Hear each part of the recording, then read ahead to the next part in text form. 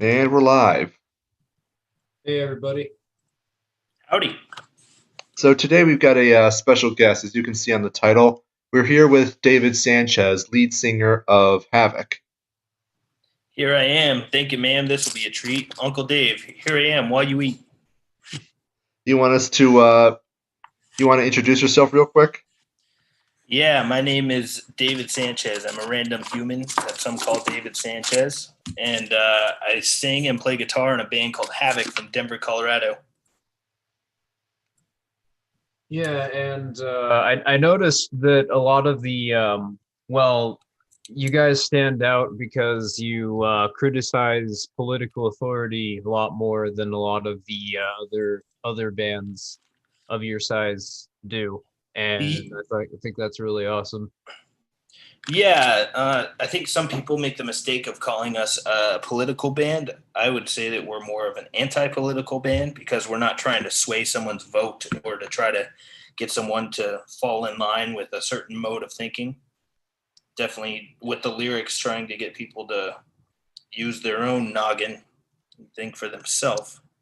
That that's amazing because that's one of the first and typically most difficult things that people run into when trying to discuss libertarianism is truly expressing what it means for a philosophy to be anti-political, to try to idea not just of politics but of looking at society as though it's just sort of an outgrowth of some sort of political institution, or that political institutions determine the outcome of society in some sort of theological sense.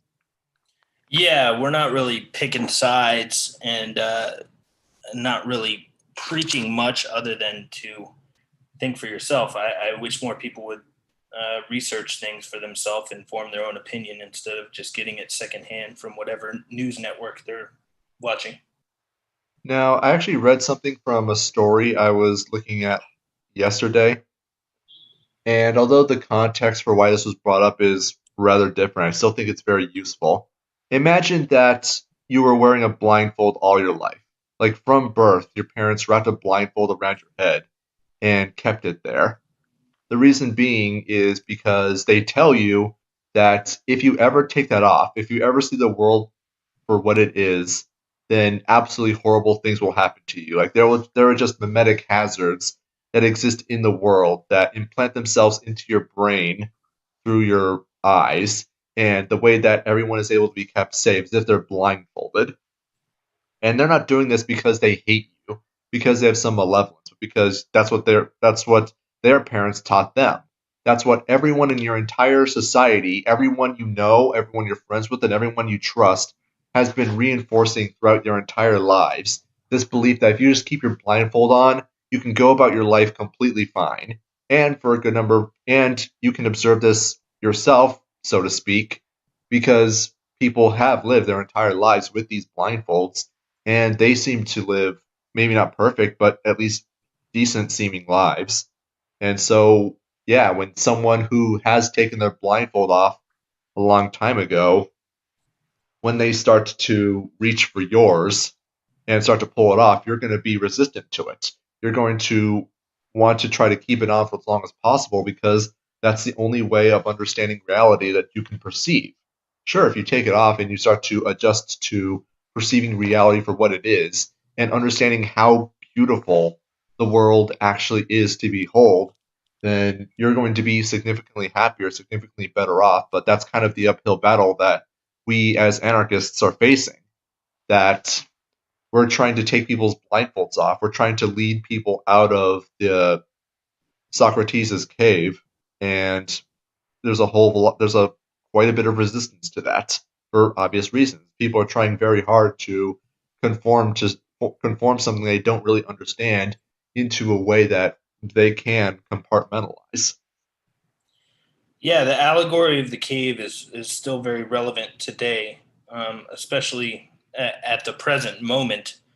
People seem to be comforted by just not doing research and going along with the mainstream flow. People don't like to go against the grain because it's much easier to just go with it. Well, I mean, it's a lot simpler too. You have a whole lot of people who are raised in very much the same way, the same environment. There's a very strong pressure, not only socially but economically, to conform. If you're seen as someone who's radical, someone who's an outsider, then there's an actual financial cost to, well, holding the opinions that you do. And it's not necessarily that people are afraid of what other people might think of them having a radical take on epistemology. It's more along the lines of sort of what I'd touched upon earlier. When you look at society around political allegiances, and you start from the assumption that incentives you have are manufactured by political institutions, well, then it sort of follows from there that what policies are implemented by the state are basically, from this perspective, um, a representation, quote unquote, of what your interests are. And that's a very dangerous mentality to get into because that sort of explicitly promotes hostility to people who have different interests than your own. Because, from this perspective, they would be harming your interests when in reality, if we look at this from the perspective of like economic competition, that's just different, having a different speciality. And in natural incentives, those two people would be complementing one another, possibly networking to mutually benefit. Yeah, and then there's a lot of things that I think could be mutually beneficial in the world that we live in, but it seems like there's constantly a stake being driven in between people, and the tactic of divide and conquer, unfortunately, seems to still work very well when it comes to people. Because in a very basic way, almost everyone wants the same thing. We want a roof over our heads, water to drink, food to eat, friends and family, and to have a purpose, like a job or something. And we could really all get along and see eye to eye on that. But instead of the focus being on the things that we all share commonalities with each other on, we seem to always be divided into smaller and smaller sects of people instead of united as, one species, one planet, all kind of going after the same thing. It's very unfortunate, but it's been going on for centuries, and there's no sign of it, collapsing anytime soon. On the plus, I actually have to push back on that because we're aware of quite a few things that gives us a good amount of optimism that this thing that's kept humanity enslaved for millennia since the ancient Babylonian Empire and the original Mesopotamian empires, that it's on its last legs and will likely collapse in our lifetime. Hopefully, we'll be able to get into that soon. But the thing that makes it very useful for the state to keep people against one another is just the observation that the state has functionally two purposes: to tax and to wage war. That's kind of a gross oversimplification, but for the purposes of this discussion, I think it suffices. Naturally, any kind of firm that provides the service of security, which is what the state is supposed to be, just a firm that provides security, an economic firm, in order to justify its existence, it needs to have some external threat, some external or internal threat that justifies the need for that security. After all, if the world is completely at peace and crime is virtually non existent, what need do you have of security in general. With this in mind, you can easily observe that the state is going to manufacture a crisis to do whatever it can to keep their citizens, their subjects, paranoid and afraid. If they can do this, then they can justify doing just about anything on the basis of security. So, for example, the Assyrian civilians were probably made to be afraid of whoever their neighbors happened to be at the time. Like, be aware of those really scary Babylonians. They're after your blood, your throats, your families, and they will murder your children to death, I promise. Meanwhile, the Babylonians were probably fed the same narrative, and we can see this thing recurring in propaganda throughout history. I'm reminded of the World War I poster of American propaganda. I don't know if you've seen this, the "Destroy This Mad Brute," Yes, showing with this. with the monkey. Yeah, with the Gorilla. monkey with the pointy helmet. Yeah, with the woman in his clutches. Mm-hmm. Yep. Oh, wait, does it have a woman in its clutches? Yes, it does. It does. Mm-hmm. Yeah, and like a big club in its hand, right? Yes, and that's something that we've been fed throughout history in order to justify the state's monopoly on arbitration, as well as the security services that they supposedly provide, or rather were forced to take at gunpoint. But it showcases the extent to which the state is always going to do whatever it can to divide people not only on the basis of nationality, but also on race, on class, and even on legality. The extent to which the state creates a labyrinthine criminal code that criminalizes innocent people who are fundamentally not doing anything wrong also creates another dichotomy between, law-abiding citizens and criminals that they can propagandize to us that, well, if you don't have a government, then these criminals will just take over. They're just going to, just smash and rob people and that kind of shenanigan. And once you start to recognize this, you can start to see it throughout all of society, and it's even significantly larger than that.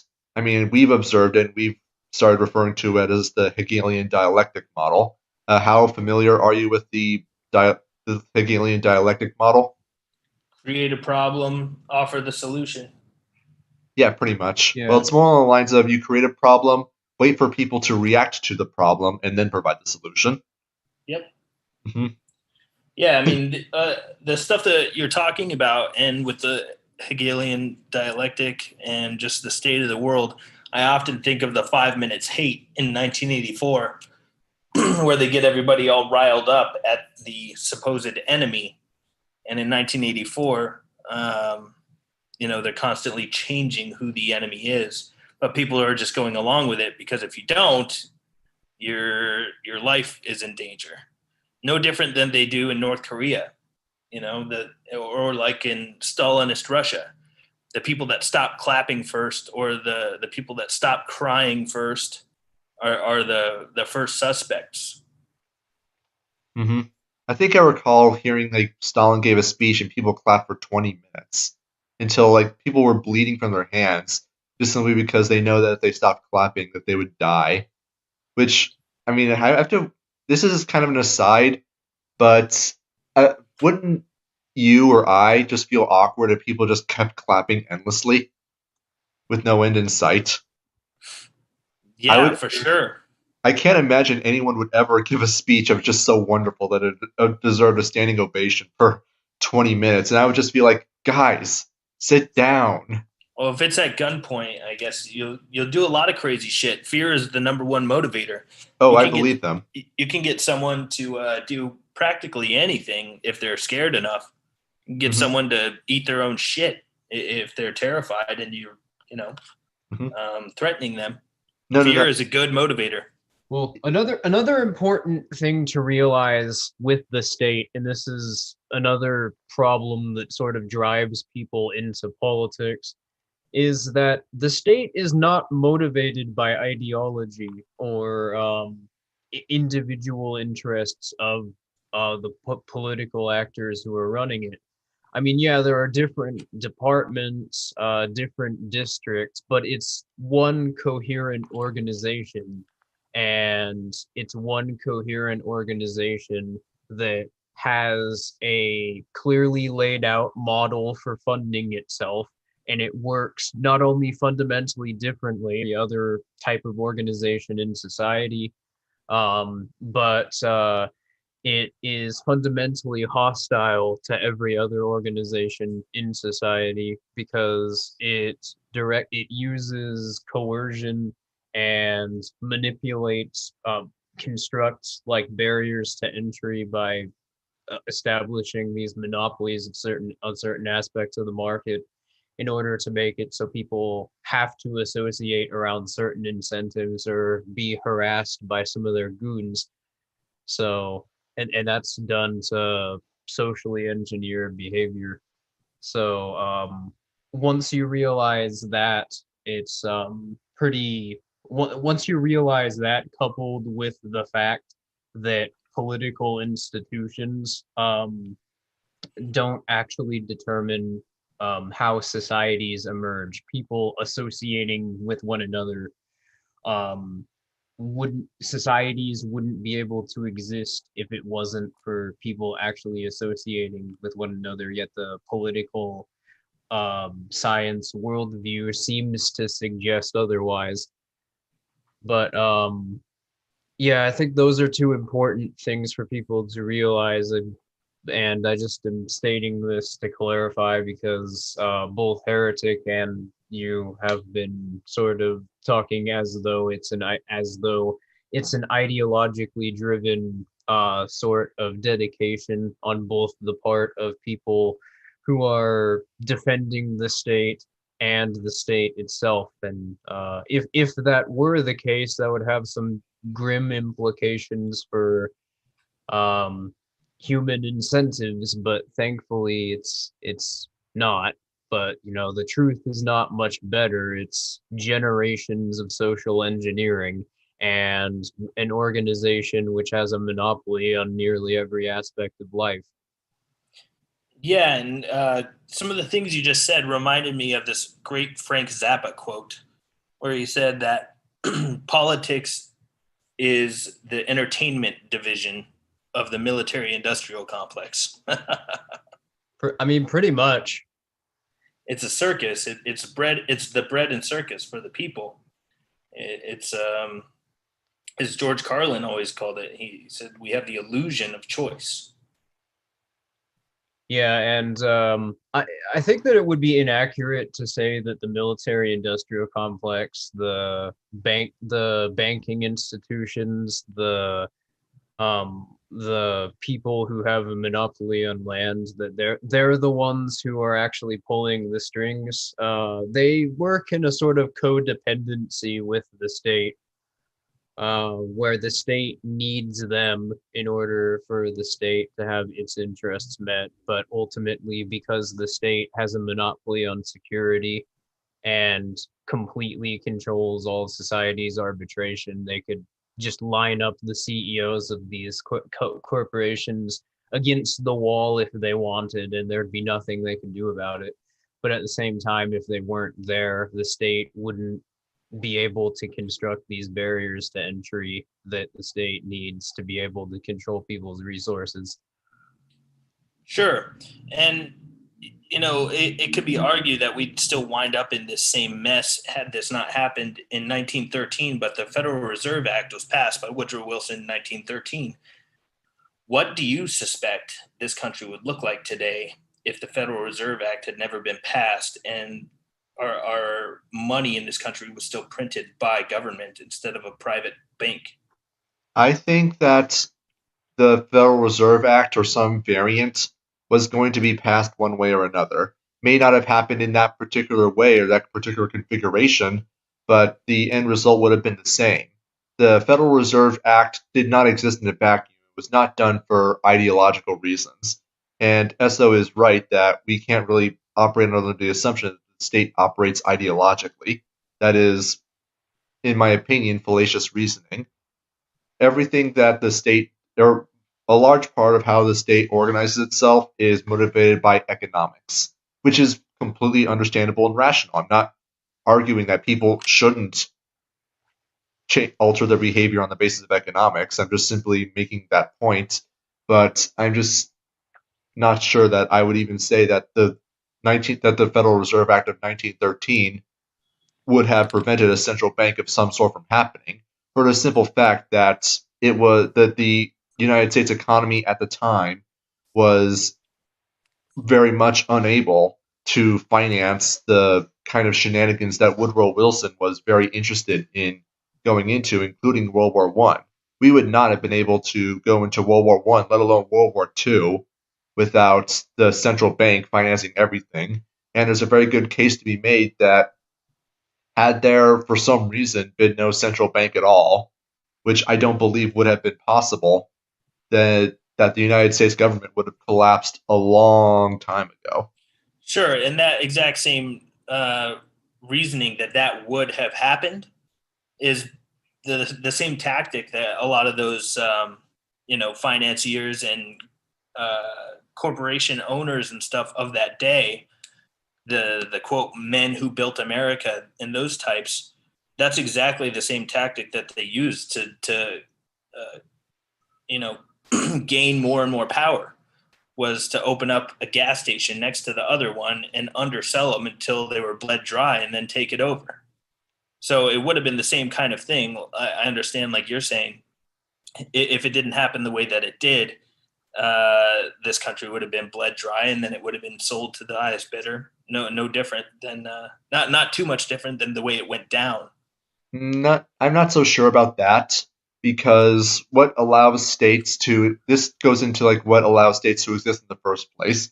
If the United States government just couldn't finance itself because it never got a central bank and collapsed in the year, say 1940, just throwing that out there, then it would have refinanced and reorganized itself into a different configuration. We wouldn't have, unfortunately, gotten anarchy, for the simple fact that the technology that exists that would have prevented that kind of centralization and monopolization of finance, energy, and communications that the United States government relies upon to simply remain afloat, it's still there. To say nothing of the incentives created by the Industrial Revolution that encourages huge amounts of centralization, both economically and politically. So, unfortunately, I don't see the in addition to the examples I provided earlier, where the simple financial necessity for the United States government to have a central bank in 1913 would have only become more obvious as time went on. So if we didn't have a Federal Reserve Bank in 1913, it would have been this Federal Reserve Act of 1915. Those incentives would have become significantly more obvious. And even those few political agents that were attempting to stop the creation of the Federal Reserve, they would have come to realize that their own interests as state agents are for a central bank to exist. And so, Well, yeah. Also, because it's the other reason why this would inevitably happen is because governments can't exist without prescribing fiat notes. Even before the Federal Reserve came around, the way that the government was doing this was they were using the Treasury Department to manipulate uh, the incentives of various reserve banks around the country to basically operate as their proxies. And the financial necessity to establish a central bank came once the reserve bank started going under, because the problem with reserve banking is the same problem that the government has trying to establish interest rates from a political proprietary basis. That is, interest rates are not determined from the top down. Interest rates are a product of supply and demand. Interest rates are just supposed to represent people investing resources into financing various projects and networks. So it being imposed onto people, and that being sort of the basis of of what the interest rate is, not just for any particular area, but for literally the whole economy, when literally every area has a different environment, has different people acting in different ways from one another. It's going to cause dislocation. And oh, sorry, what were you going to say? Now, I wanted to pick your guys' brain about this. So, Ron Paul, he wrote a book called End the Fed. And there's a lot of people that are on board with that, with ending the Federal Reserve. Now, what would you say would be the best way to actually achieve that? And then what comes after that? Glad that you what would asked. happen? Yeah, what would happen if the Federal Reserve was nixed and that entity disappeared? So you want to go into that? Oh, okay. I thought maybe you had something to say about that. So, again, this ties back to something which I think drives a lot of people back into politics. The alternative to voting is not do nothing. The alternative is first to identify what type of organization the state is, not the type necessarily, but how it functions and sort of what characterizes it, which of course, as we've been talking about throughout the stream, is barriers to entry and the establishment of these institutions control various areas of the market. And what you do is you speculate with your resources to network with people in a counter economic fashion, or make it more broadly so these barriers to entry can't sustain themselves. A couple examples of this that we've seen in recent memory is the invention of 3D printed guns, making the gun control debate not only no longer political, but the implications of gun control laws are almost non-existent because there's not really any meaningful way to enforce them outside of just making it so people have a more difficult time purchasing guns from certain dealers. And that's just one example. But if you were to say decentralize all communication, that would immediately have a devastating impact to pretty much any political institution on Earth, because that would make it so people could trade without having their trade being monitored by the state. That would make it so anyone could trade with anyone, and the state would have no idea what's going on. That's why they're trying to get rid of cash. Oh, yeah.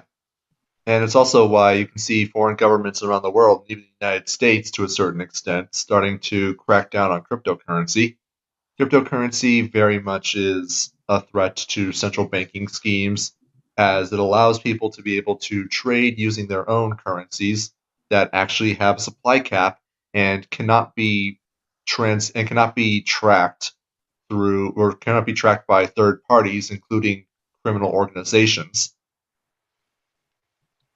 Now, with this in mind, just tying this back to your original question, the way that you end the Fed is not through Ron Paul's method of policies or voting for Libertarian Party candidates who promise to abolish the Fed, because, well, fundamentally, it's the incentive for all government agents, regardless of their ideological position, to maintain the Federal Reserve or any kind of central banking cartel, because their personal income, in addition to their ability to actually achieve their agenda, is dependent on the state's continued existence and the power of the state.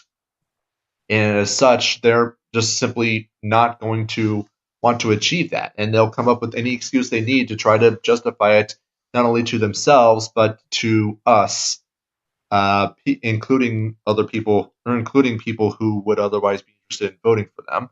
So the way that you end the Fed is not through political means, but through undermining the power that the Federal Reserve has in the first place, which is, as we talked about earlier, through decentralizing finance and decentralizing communication. Very interesting. Yeah, it blows my mind that the Federal Reserve was sold to the people in the media and to the president at the time, that it would help inflation not get out of control. And since the Federal Reserve was passed in 1913, inflation is like absolutely insane. I think a dollar today is worth like a nickel 100 years ago. No, it's worth a penny. Yeah, even worse. But fun fact, it's completely insane. And I think this is the kind of shit they don't teach you in school. And I think a big reason that's not taught in school is anytime you're going to a public school, you're only learning facts that are government sanctioned. It's government talking points that are being told to you. So you never learn about the history of the Federal Reserve. They don't teach you about Nikola Tesla. They don't teach you about the Gulf of Tonkin. well, there's a reason that they don't. Because, well, fundamentally, it's not the purpose of the model of education. How familiar are you with the Prussian model of education? I'm not. I have It no was idea. it was developed by the Prussians following them getting their ass kicked by Napoleon in the early 19th century, specifically because their conclusion to why they got their ass kicked was because they thought their soldiers thought for themselves too much. And so they had a philosopher whose name I can't recall at the top of my head come up with. Johann Gottlieb Fichte. Yeah, that's right.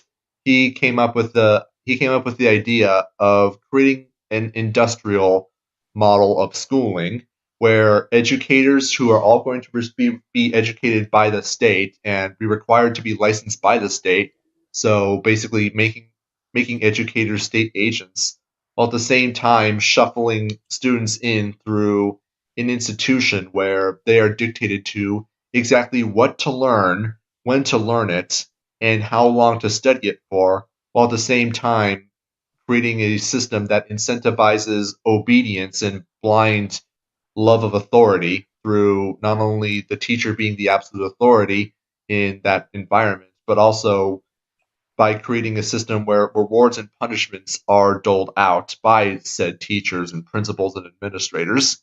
And so it goes deeper than just simply the curriculum. It goes all the way to teaching people to become mindless, obedient slaves to whoever can be claimed to have authority at that particular moment in time.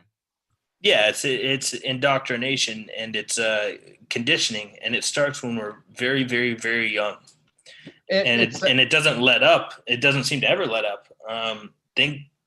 Thankfully, we have the internet. We can research things, and not all the crazy books have been burned yet. We have libraries, we have internet, and thankfully, many of us are able to get our hands on some of this information.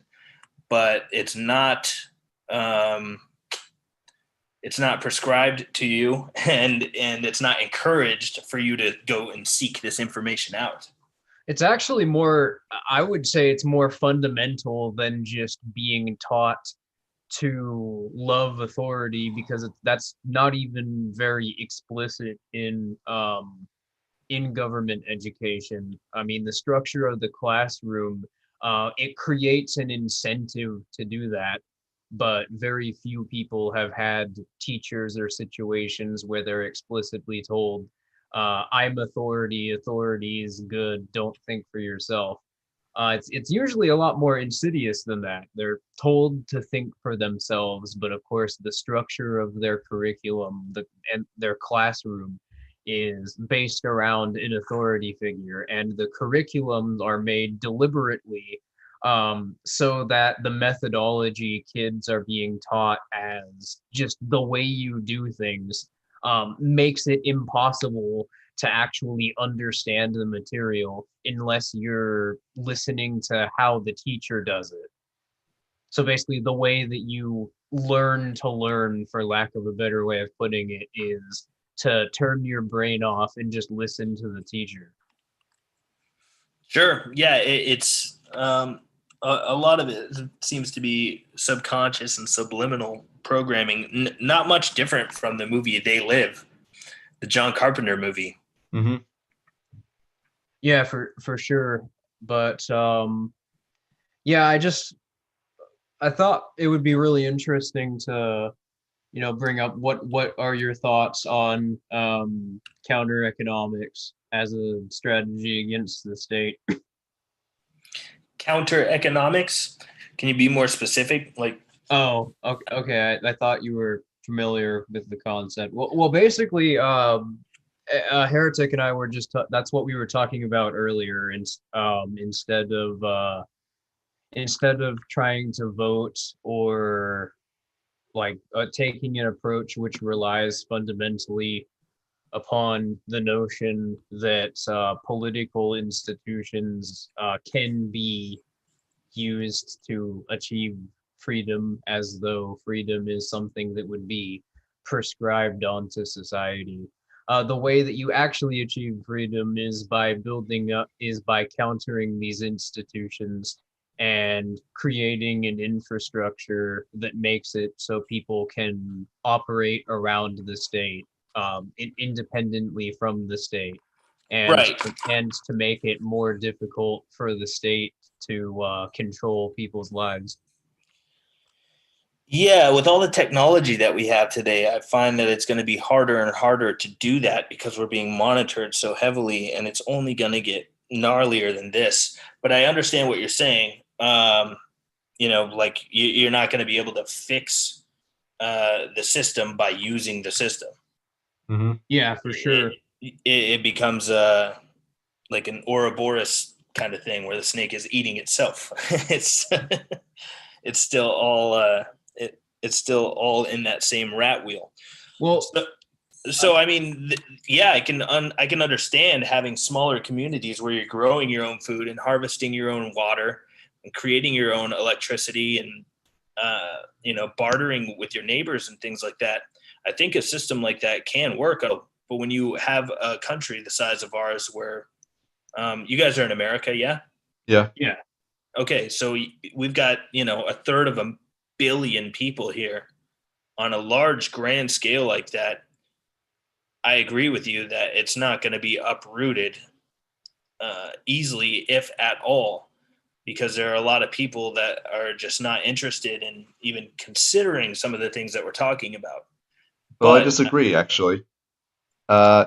Even more importantly, this is one of the great things about counter economics is that and I do apologize if I interrupted, but this is one of the beautiful things about counter economics is that fundamentally, in order to participate it, literally nobody has to be a counter economist or an ideological anarchist for it to be effective. In fact, I would go so far as to say that the overwhelming majority of Americans are practicing counter economists. They just aren't aware of it. Out of curiosity, and have you ever downloaded something illegally?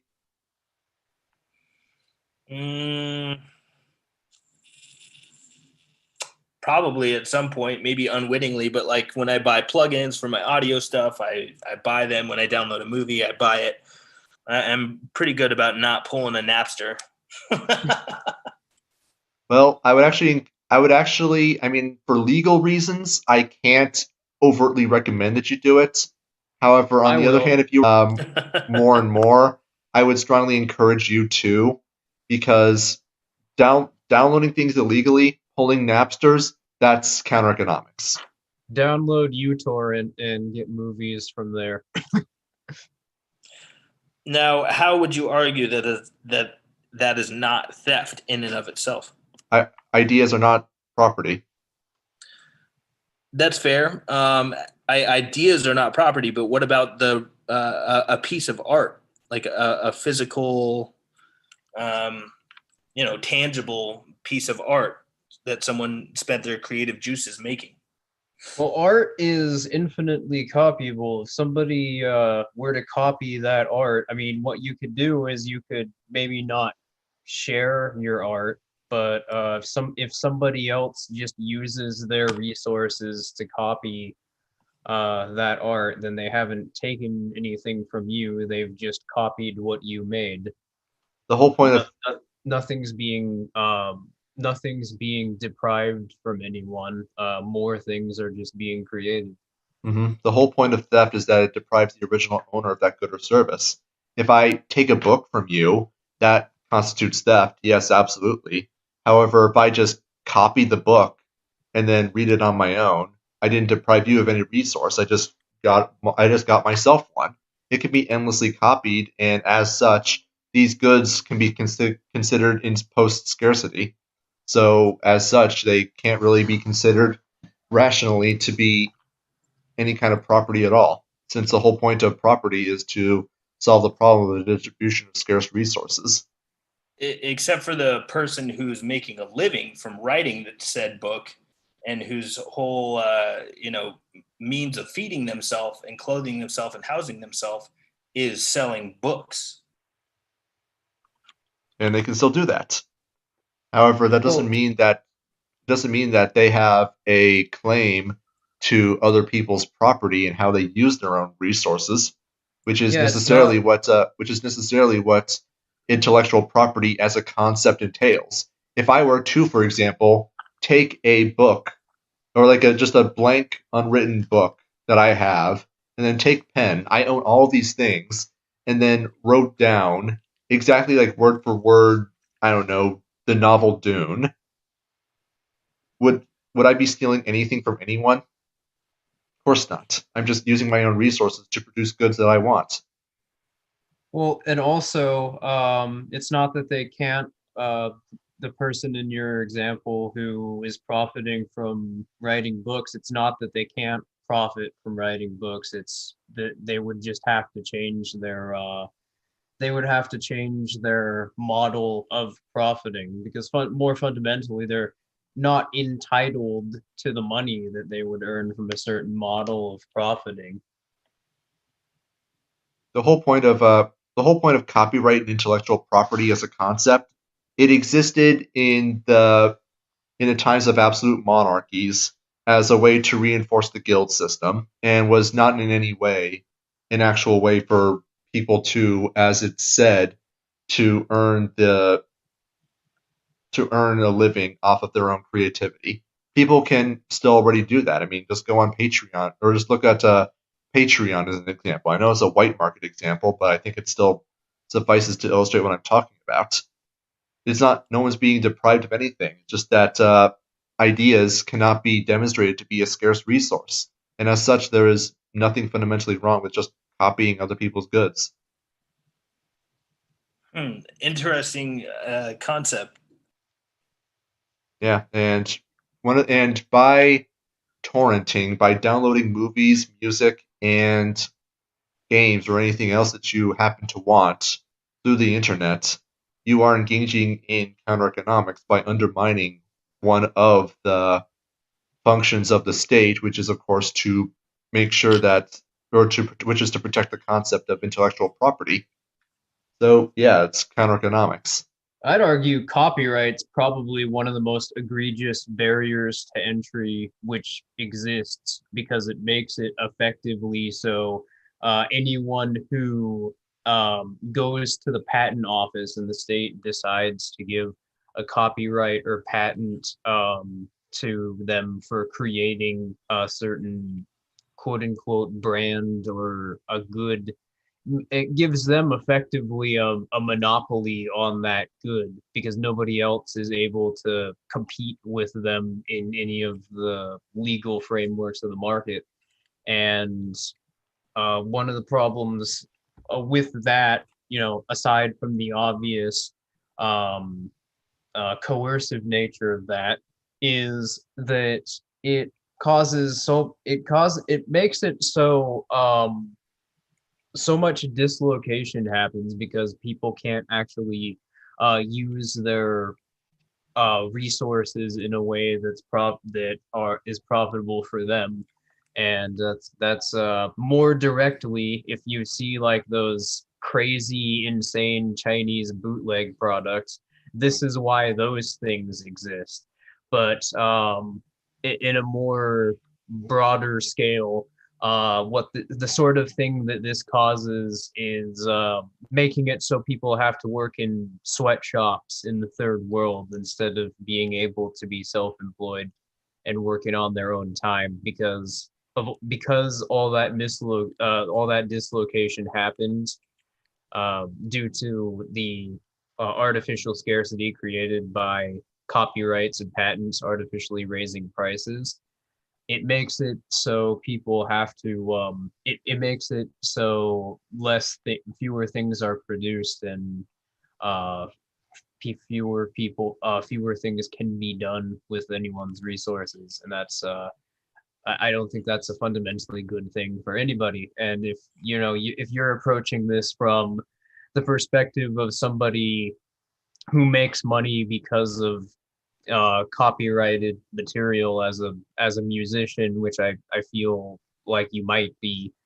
I guess in a more abstract sense, think about it as without copyrights or patents, um, more things would exist and you'd be able to do more things with the resources you have. The implications of scarcity would be uh, much less significant than it is currently.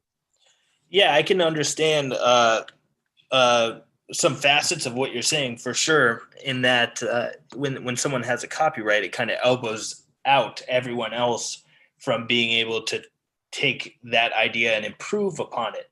It lends itself to only be improved upon by one entity.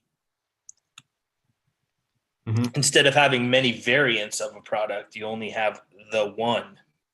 It's hard So to. I can understand how that is an impediment to progress. Yeah, and I don't know, what were you gonna say, Heretic? I'm sorry. Yeah, I was just going to say that it's also ridiculously unethical for the example that I illustrated earlier, where any kind of copyright or intellectual property necessarily implies a claim of ownership to other people's legitimately owned scarce resources. I made the example of if I own a blank book and I own a pen, I'm not allowed to write a copyrighted novel on it, for instance. And why am I not allowed to? Because apparently someone else owns the idea of that novel. Right. I think the only way, so we see this warning on the beginning of movies that it's reproduction of it that you're profiting off of is where it becomes illegal, where a red flag comes up. So I think the only way that you'd really get in trouble for doing something like that, like rewriting the words of Dune into your own book, is if you're making copies of it and trying to sell it. Mm-hmm. And since I'm Well, using my own scarce resources, I should be able to do whatever I want. And I just had another thought that I'm pretty sure, I don't know if you will, but I know Esso will appreciate. If we didn't have copyright and if we didn't have copyright legislation, we would have a lot more backstrokes of the West. are you familiar with that reference? No. What's Backstrokes of the West? So, Should I explain it or should you? yeah, you can go ahead. I'm gonna go get something to drink really quick. Okay, so Backstroke of the West is Star Wars Episode 3, Revenge of the Sith. Mm-hmm. However, it was copied into Chinese. Like, there's not the actual movie, but the subtitles were. Mm-hmm. And then some Chinese guy decided to make a bootleg version of the movie. Yeah. Using the Chinese subtitles, and then he translated them back into English from Chinese. The result is a series of subtitles that are so insane and hilarious that they've gained internet notoriety. There's even been a fan dub of the entire movie, Star Wars or Revenge of the Sith, done using reading lines off of or reading the lines from the subtitles, and it's absolutely hilarious. And it's Backstroke of the West. Backstroke of the West. That's that's what happens when you translate the title Revenge of the Sith into Chinese and then back to English. Star War, the Third Gatherers, Backstroke of the West. Amazing. We would get more of that. Isn't that wonderful? Yeah, the world would be a little more funny. Sorry, I remember when I first found that I was laughing for half a day. Anyways, since I wouldn't say necessarily nearing the end. I mean, this could go on for I don't know how long, but I think Heretic likes to keep streams down to an hour. I don't know what kind of music do you like, Heretics? I know that you're not into like punk and metal. I certainly am, and I appreciate David Sanchez's music quite a bit. Honestly, I just discovered it like when we started when I started hearing about you and started planning for this, and I love the music. Right on, thank you. Yeah, I'm not even normally a thrash guy. My favorite types of music are usually variants of industrial metal and folk or Celtic punk, like Dropkick Murphys or Against Me. Yeah. I recently got into a band called Leftover Crack. I don't know if you've ever heard of them, but yeah, I did monitors for them once. I do audio at really? Denver. Yeah. Were they what were they like to work with? They were all really, really chill. They were super easy to work with, actually. Sweet. What so anyway, I asked you the question, Heretic, what sort of music you're into, and then I glossed over it. I'm sorry about that. It's all right. But yeah, my thing is symphonic metal. You listen to most of my playlists, very few of the songs will actually have lyrics. I'm all about that. I love instrumental music. I listen to quite a bit of it myself. Oh yeah, like I haven't has Two Steps from Hell made anything in a while? I haven't heard. I don't think I've heard from them. I've never even heard of that band. They're like they're a trailer house. They make music for like movie and video game trailers and that kind of stuff. Oh, okay, cool. I'm sure if I showed you a few songs, you might have heard of them, or you might have heard the song before. But yeah, they're arguably one of the best in the industry. Right on. I'll have to check it out. Yeah, you've posted music in the Discord before, Heretic, which was just like straight up church classical music, and that's more what I was expecting, honestly, even though we haven't really I've talked with you about my musical preferences, but I've never really asked you before now. Yeah, that's fair. Also, it's kind of hard for me to really place the term for the genre. That's the thing that's like really stopped me, but I think the simplest way to put it is kind of symphonic metal. Heavy and classical. Mm-hmm. Yes. Did you have any because now I'm really interested. I'm sorry. Do you have any like stories of working with Leftover Crack, or was it just you doing their monitors for them? I just did monitors for them for one show in Denver, but actually they brought a keyboard for some of the songs, and they didn't have a keyboard stand, and none of the bands that played that night had a keyboard stand. So they actually used two of those like kind of tall garbage bins that you would see like in a music venue. They're kind of a rectangle shape on the top, kind of skinny. They used two of those turned upside down and used that as a keyboard stand. That very much sounds like the sort of thing they would do. It was great. Now, can I ask, like, what was your pivot moments? Like, what was do you have like a point that you recall that you were just like, wow, the state is illegitimate? Probably, I can't pinpoint one instant, but just the more I learn watching documentaries and reading books and reading articles, and the more you learn, the less you believe what you were taught in school. Yeah, it's kind of thinking the same way. I mean, I can probably point to a singular instance that sticks out in my mind of the point at which the kind of or the legitimacy of the state really fell from my mind, but I would still be a statist for a couple more years afterwards. So I really don't know if that would qualify as a pivot point. You remember when the Supreme Court affirmed Obamacare for the first time? Yes.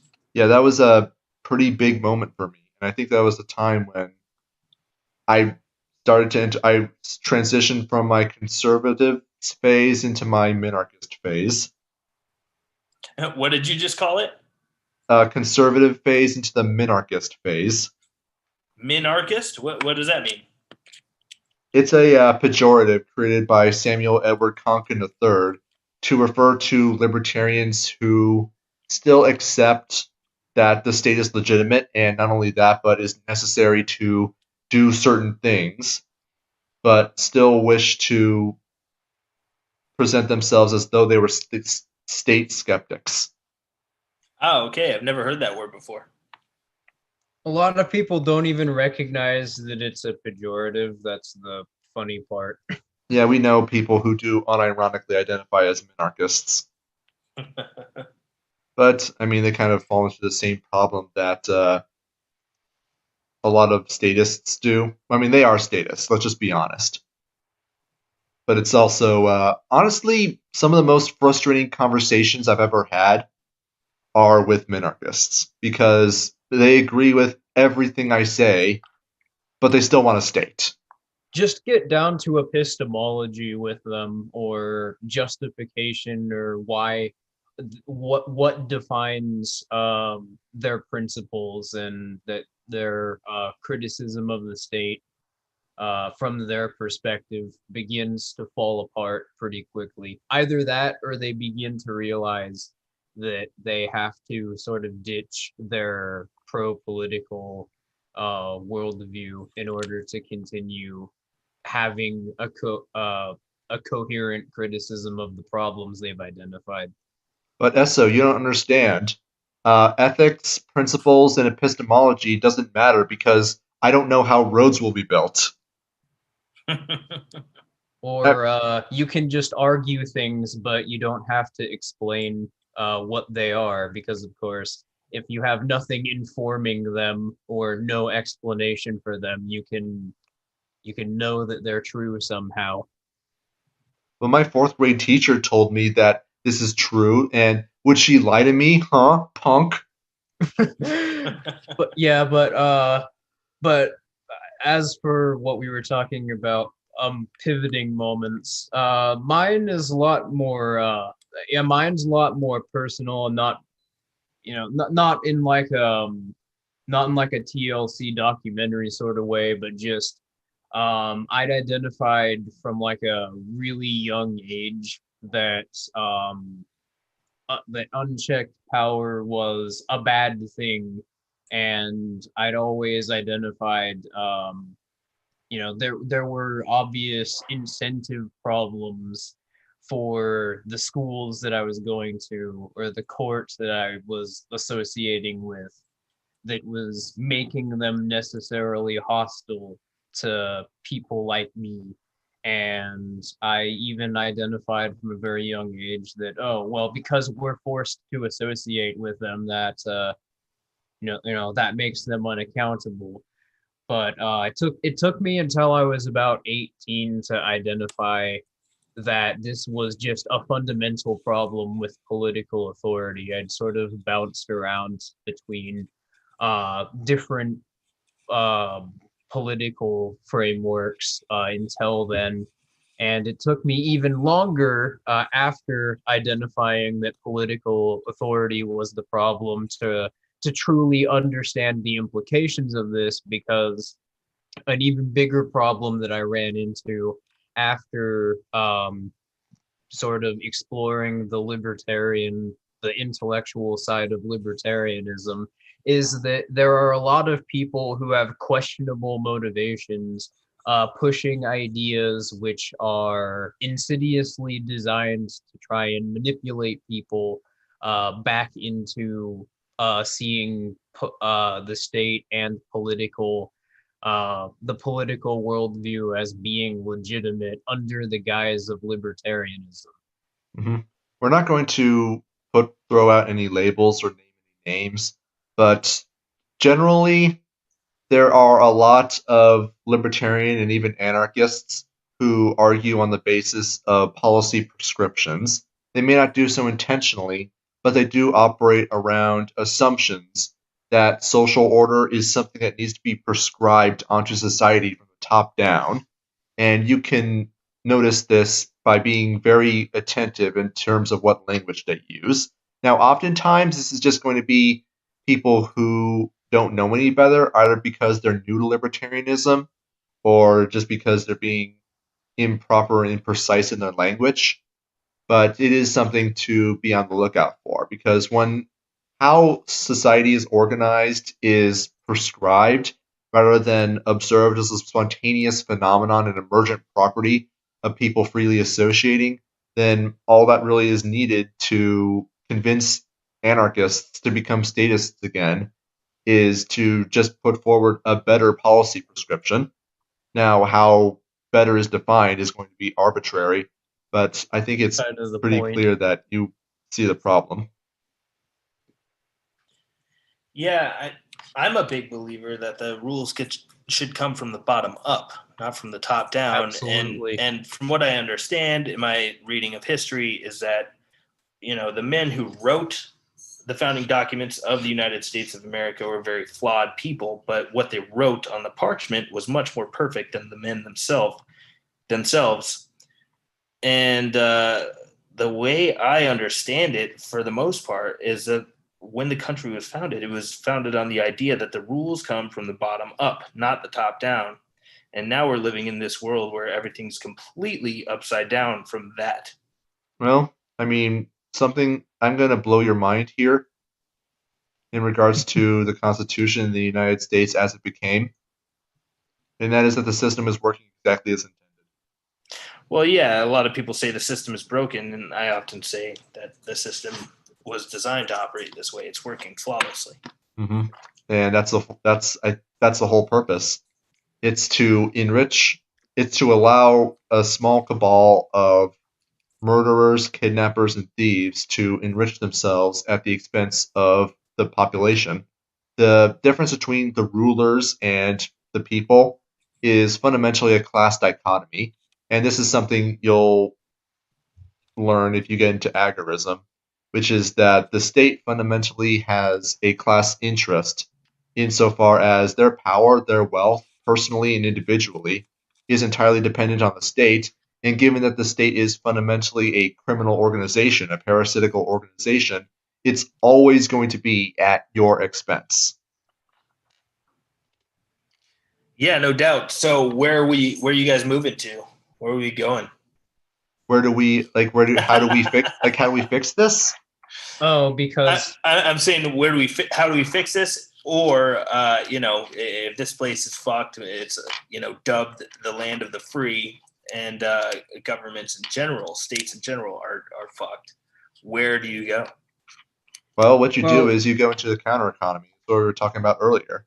You and I guess that moves us back to, where we left off. You mentioned that you didn't think that that was something that could operate on a society-wide scale. Well, see, that's the problem, is that sort of implies that conventions in societies, economies, that they are think that these incentives in economies and what defines societies is sort of prescribed from the top down, and that is not I would argue at the very least not a justified it's just not a justified way of looking at how people associate in lived reality. I mean, what prescribed incentive makes you decide you want to go to your friend's house more than McDonald's, or why is that even the dichotomy? Um, I'm sorry, what were you gonna say though, Heretic? I don't remember. Oh, God damn it! All Well, right. we all agree on the you know, indoctrination factor and the institutionalization of people from the time they are toddlers up until the time they are let loose in the world as adults, and that kind of conditioning on a scale of 300 plus million people. There are not. I don't think the majority is thinking like you two and myself about a lot of big things in this country. Of I think course. a lot of people are watching football and American Idol and watching CNN and Fox News. Yeah, of course. I'm not suggesting that they are, or even that if you were to subvert these institutions, that people would begin to think the way that we do necessarily because of that. It's just that when these barriers to entry are gone, it means that people can begin actually profiting by just networking with their neighbors, not I having agree. not having to be not having to be wage slaves for Walmart or any of these other political market actors that benefit from the state externalizing their maintenance costs and legally privileging them. So because of that, because people are allocating their resources around counter economies, it means that the state um, materially becomes an antagonist to them. By which I mean, um, they may even ideologically see the cops as being, um, their purpose being there to protect them somehow, but in function, the state's monopoly and security would be looking for people trading things that the state isn't aware of, and confiscating those assets at port by force. So that's going to turn the state by default into an antagonist and a threat to everyone's assets. And as a result, people are going to act pretty quickly to try and create a way to counteract that. By which I mean decentralized security contracts. That's just one hypothetical example of a way people could get around that, but that's the sort of incentive that would be created by a counter economy in a local area. And counter economies are not, again, not prescribed.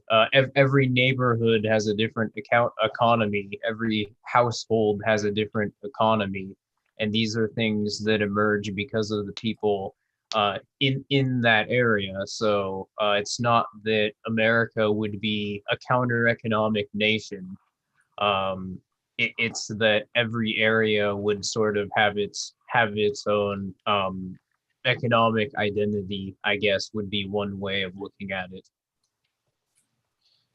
Yeah, I really would love to see something like this happen. It's going to take a lot of a lot of breaking of conditioning. You want to know the amazing part?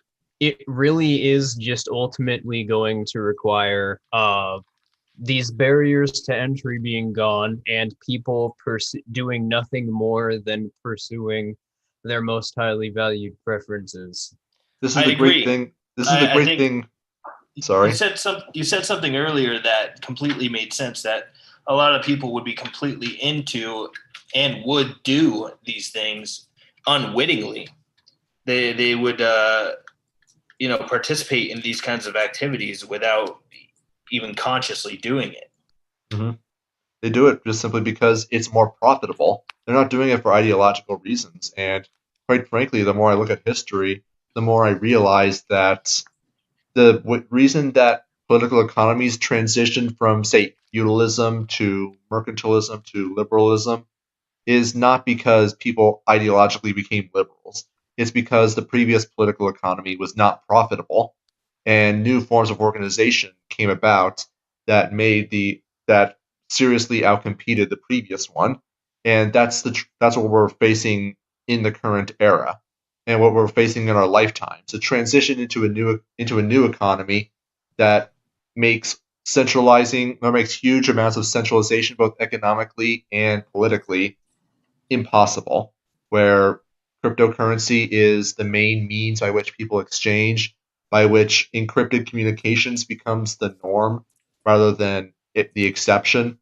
And when that becomes the case, then the idea that any state can maintain itself when it has no idea who is even who is even doing anything economically, when they can't even keep statistics, let alone enforce any of their arbitrary rules, well, you're not really going to have a government at that point, are you? Right, and I think it's not only a matter of going system being more profitable that would be preferable to people, but it's also more conducive to their happiness and well-being. Mm-hmm. And that's not solely economics, but yeah, that's exactly for the well-being and thriving of humans. Well, that's exactly what we're suggesting. Right. I mean, even if it's not financially profitable to me as an agorist, it is psychically profitable to me. I take great enjoyment out of undermining the state in even tiny, minute ways. So, but yeah, if you can get a gallon of milk for $5 at the local grocery store, or for $1 from your local dairy farmer, what are you going to do? Get it from the local dude. Exactly. All day. And that's the basis for how we know that counter economics is going to be so effective, because literally nobody has to be an ideological agorist. And we also understand that fundamentally freedom is not up for a vote. And also, whether or not it is agorists manufacturing the tools needed to undermine the state's infrastructure, or the state's infrastructure inevitably collapsing in on itself. Regardless of how it happens, the fact of the matter is that the victory of libertarianism is inevitable and something that will necessarily happen. And that's, I guess, a more optimistic outlook than a lot of people have. But yeah, another way of thinking about it, and this is how it was characterized in a book called The Sovereign Individual, is that we're transitioning from the industrial era to an era they called the information era. Yeah, or depending what you're looking at, maybe the disinformation era. No. Well, the information era is a good thing. It's what we're moving into, and we haven't fully realized it yet. But we're slowly making progress in terms of economic organization. We're slowly transitioning into that, and a lot of the implications and technologies that make up the information age or the information era are already realized. For example, the torrenting thing I was mentioning earlier. Yeah, what the authors of The Sovereign Individual meant when they were referring to the information era, sort of what characterized it, was what we'd been talking about throughout the stream. Barriers to entry not being impossible, not being possible, I mean, to enforce by the state anymore. And consequently, the implications of scarcity and speciality being recognized as a lack, or certain people having more information than others, rather than anything rather than any sort of like political incentive characterizing this or any sort of actual like solid material basis. Yeah, I think thankfully we have the internet, and I think we're going to see a lot more tangible items being 3D printed as time marches on mercilessly. I mean, I remember in 2018, there were that was around August 2018 was when Cody Wilson's case with the federal government in regards to 3D printing finally finished, and he was allowed to share his files. We checked around, and metal 3D printers went around for $100,000. Now you can buy metal 3D printers for $8,000. So you can Wow. expect that technology to diminish. But I remember earlier in the stream, you said that you didn't see the state collapsing anytime soon. And we replied that we were a lot more optimistic. Let me give you a few numbers to show exactly why we think that. The US national debt is currently around $27.3 trillion, and just in this year alone, 22% of the entire worldwide supply of dollars was printed. Now, tell me that won't result in runaway price inflation. It seems like it will. Anytime you print way too much, that's what happens. And that's what they need to do to maintain that's absolutely necessary to maintain the economy as it currently exists, even like post COVID lockdown.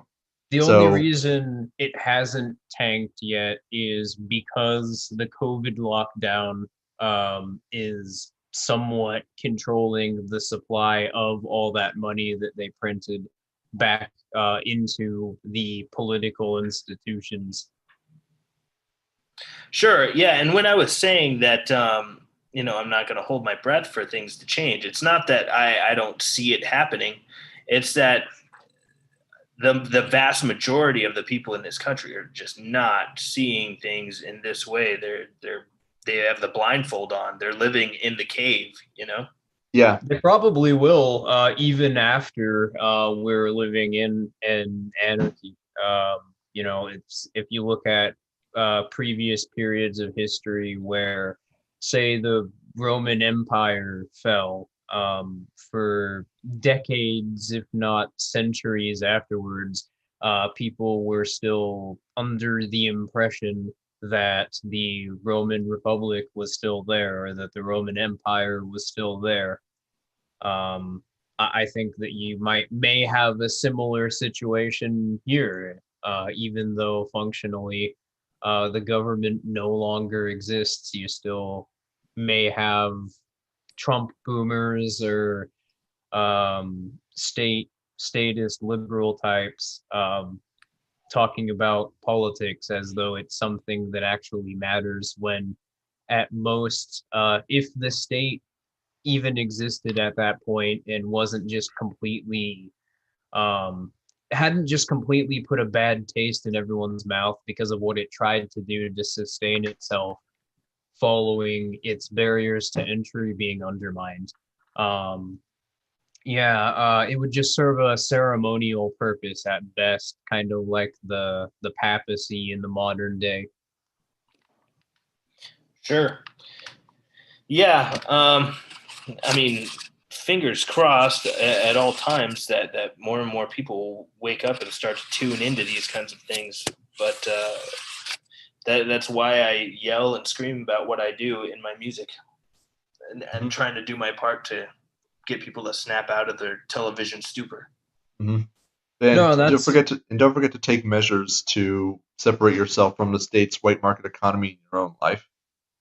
no that it's admirable to it's admirable to talk about these sorts of messages through art and to just spread it in general.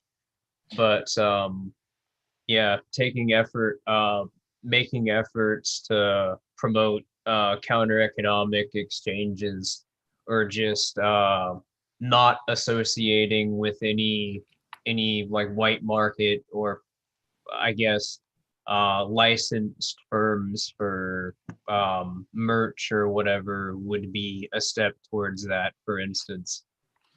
Yeah, I mean, on the side, I didn't tell you guys earlier, but on the side, I do sell crack for You sell. Hold on a second. You sell crack in Minecraft. Yeah, I sell crack in Minecraft only for Ethereum. Well, I didn't know there were Minecraft servers that use cryptocurrency to exchange in digital goods, but that just showcases the power of innovation, doesn't it? Yeah, that's right. Free market. Yeah, that's pretty great.